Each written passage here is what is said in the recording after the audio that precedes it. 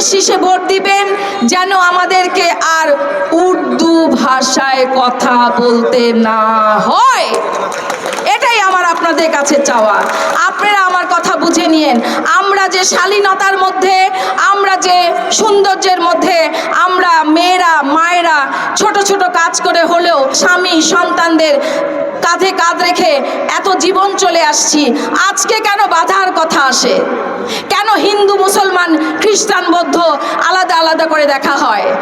আমাদের এই দুনিয়াতে আল্লাহ পাঠিয়েছেন আশরাফুল মখলুকাত করে, সৃষ্টির সেরা জীব। আমরা আমাদের বিবেক চালিয়ে আমরা আর এই দেশকে অন্য কোনো পরাধীনতার মধ্যে আমরা আটকাবো না, আমরা কোনো খাঁচায় আবদ্ধ হব না। আমাদেরকে বলা হচ্ছে এখন কোনো বা কেউ বলতেছে, আপনারা নিশ্চয়ই শুনতে পাচ্ছেন দিদিরা বোনেরা মায়েরা, যে আমরা নাকি বাহিরে বের হলে অনেক অসুবিধা হবে। কেন হবে? কেন হবে? কোনো দিন তো হয়নি, আজকে কেন এই প্রশ্ন? কোনো কিচ্ছু হবে না। আমরা যদি ধানের শীষে ভোট দেই, আমাদের মঈনুল হক চৌধুরী ভাই এই কুমিল্লাকে একটা মেগা সিটি, এবং মেগা সিটি যখন আসবে তখন অলরেডি মেডিকেল কলেজ মেগা হয়ে যাবে, ইন্টারন্যাশনাল হয়ে যাবে, আমাদের এয়ারপোর্ট ইন্টারন্যাশনাল হবে, আমাদের বাখরাবাদ ইন্টারন্যাশনাল হবে।